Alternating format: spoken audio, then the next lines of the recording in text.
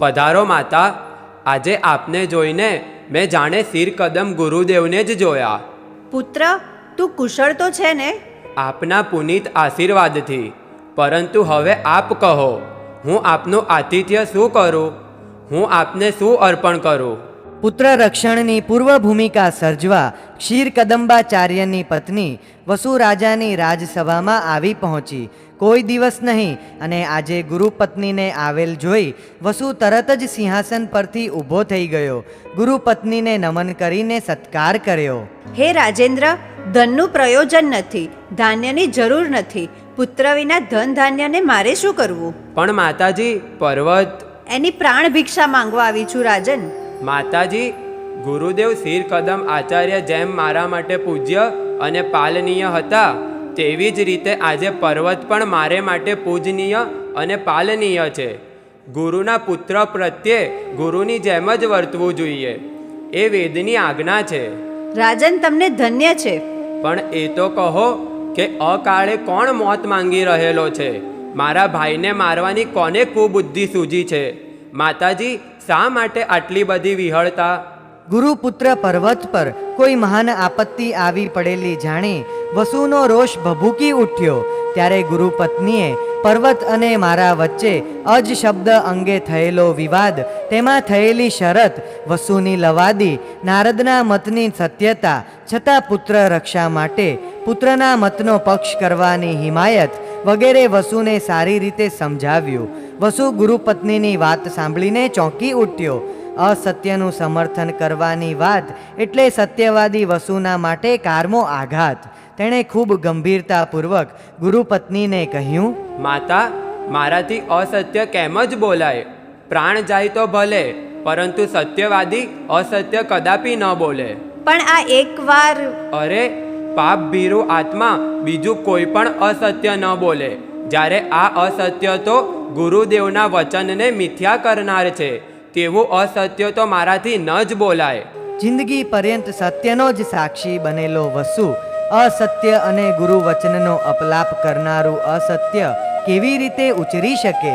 તેણે સ્પષ્ટ શબ્દોમાં અસત્ય નહીં બોલવાનો પોતાનો નિર્ણય કહી દીધો. પરંતુ પોતાના પુત્ર પ્રતિ અથાગ રાગને ધારણ કરનારી ગુરુપત્ની પોતાના પતિ ક્ષીરકદંબ આચાર્યના વચનની વસુની અવિચલ સત્યવાદિતાની કિંમત નથી આંકી શકતી. પુત્રનો રાગ તેને સમજાવી રહ્યો છે. પતિનું વચન કે વસુનું સત્ય તારા પુત્રના રક્ષણની આગળ ન ગણ્ય છે, તુચ્છ છે. સત્યનો રાગ વસુને સમજાવી રહ્યો છે. ગુરુદેવનું વચન અને સત્યની રક્ષા સમક્ષ વિશ્વની કોઈ પણ વસ્તુ કિંમતી નથી. જો ભાઈનું રક્ષણ કરવા ચાહતો હોય તો અજનો અર્થ મેષ તારે કરવો જોઈએ. મહાન પુરુષો પ્રાણના જોખમે પણ બીજાનું રક્ષણ કરે છે, જ્યારે અહીં તો માત્ર સહેજ બોલવાનો જ પ્રશ્ન છે. માતાજી, અહીં માત્ર બોલવાનો પ્રશ્ન નથી, પરંતુ સત્ય ધર્મના પાલનનો પ્રશ્ન છે. ગુરુદેવના વચનની તથ્યતા રક્ષવાનો પ્રશ્ન છે. મારી સત્યવાદી તરીકેની પ્રસિદ્ધિનો પ્રશ્ન છે. વસુને પોતાના મંતવ્યમાં દ્રઢ જોઈ ગુરુપત્ની રોષથી સળગી ઉઠી. તને તારું સત્ય વાલું હોય તો તેનું રક્ષણ કર, તને તારો ગુરુપુત્ર વાલો હોય તો તેનું જતન કર. આમ રોષથી કહી ગુરુપત્નીએ રાજસભામાંથી બહાર નીકળવા માંડ્યું. રાજા વસુ ધ્રુજી ઉઠ્યા. શું કરવું, કોને પ્રાધાન્ય આપવું? ગુરુપુત્રની રક્ષા કરવા જતાં આદર્શનું મૃત્યુ થાય છે. આદર્શની રક્ષા કરવા જતાં ગુરુપુત્રનું મોત થાય છે અને ગુરુપત્નીનું દિલ દુભાય છે.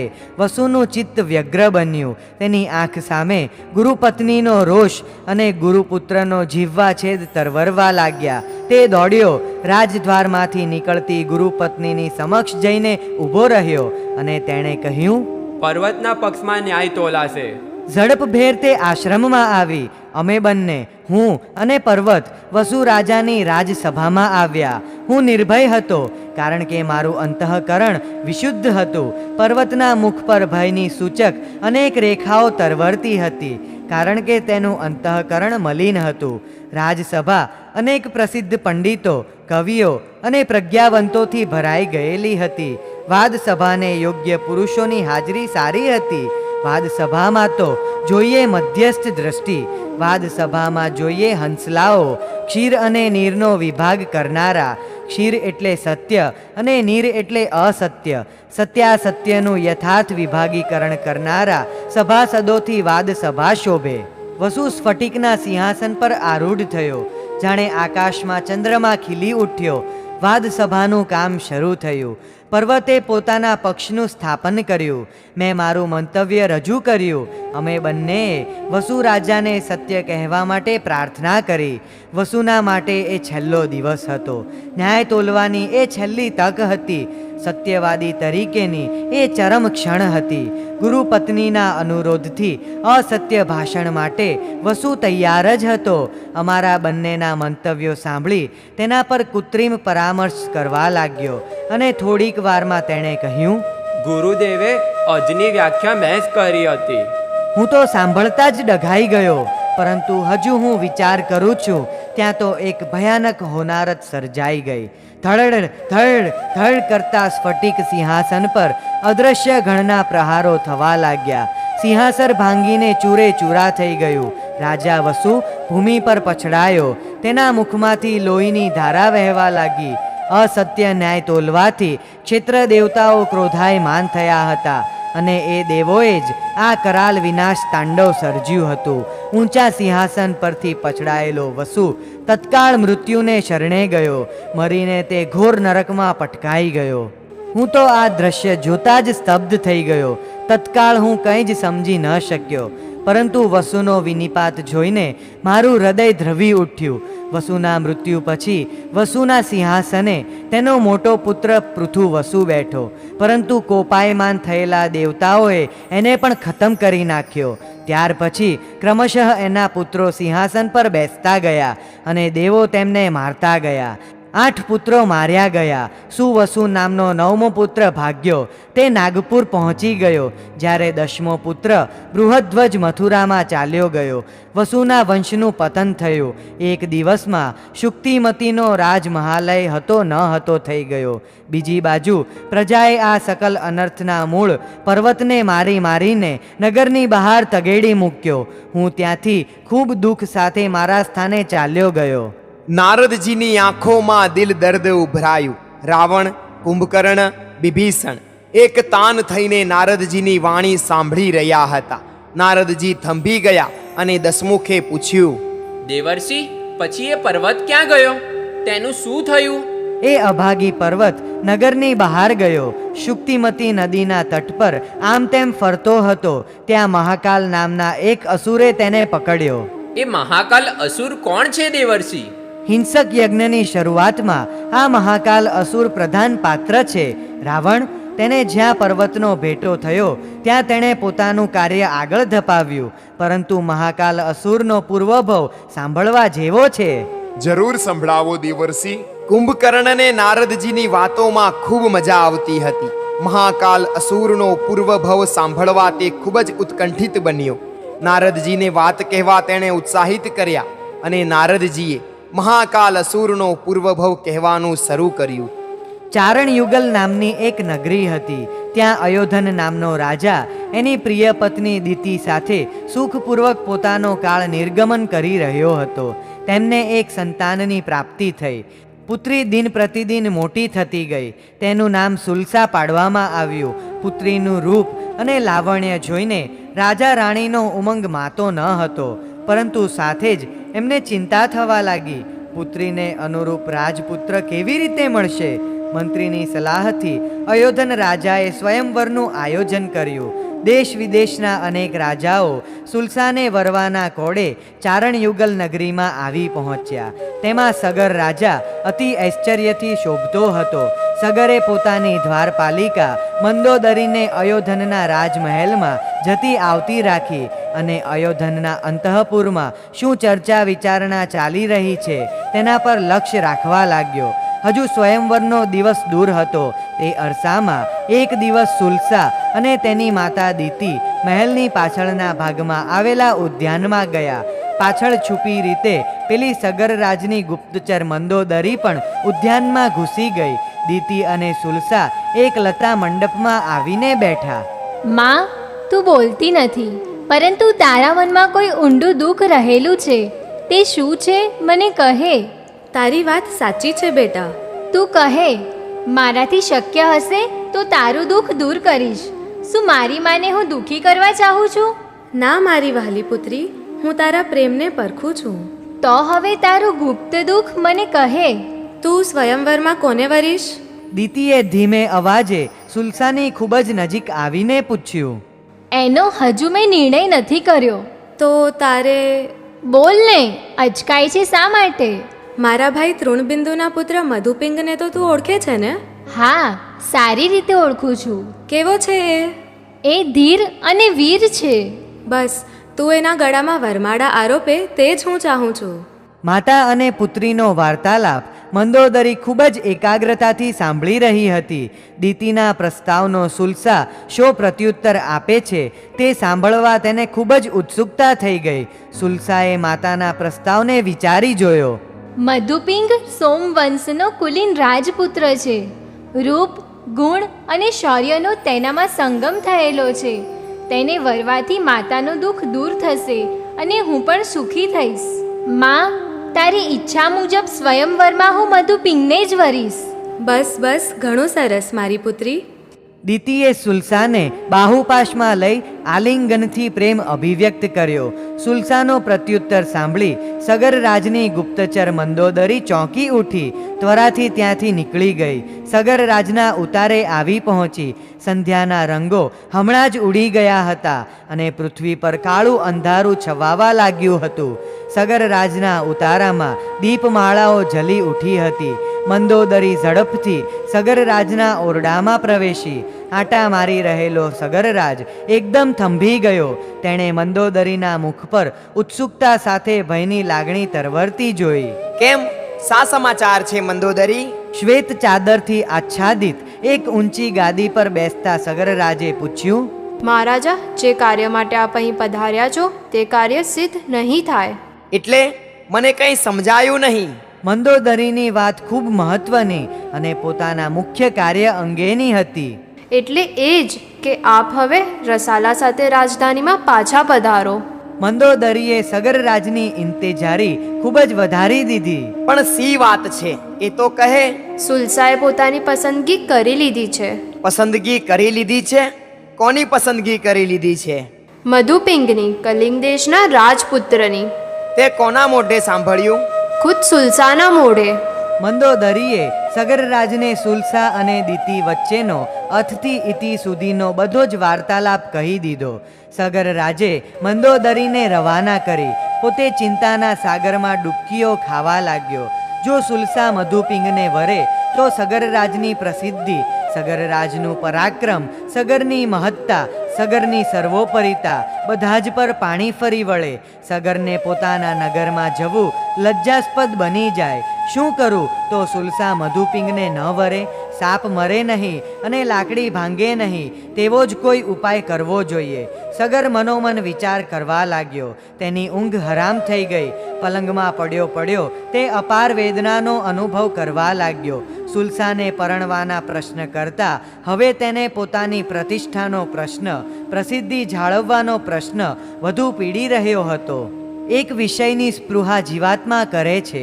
તે વિષયમાંથી સુખ પ્રાપ્તિ કરી લેવાનો મનોરથ કરે છે. તે મુજબ પ્રવૃત્તિ કરે છે. પરંતુ વિષયમાંથી મનોરથ મુજબ સુખ તો મળશે, પણ પહેલાં દુઃખ, ત્રાસ અને પરિશ્રમ તો ખરા જ. સુલસા એ જગતનો વિષય હતો. સગરે એની સ્પૃહા હતી. સુલસામાંથી સુખ મેળવવા તેને પરણવા આવ્યો. એને પરણીને સુખ મેળવશે ત્યારે ખરું, પણ તે પૂર્વે કેટલા દુઃખ, ત્રાસ અને મૂંઝવણ અનુભવી રહ્યો છે.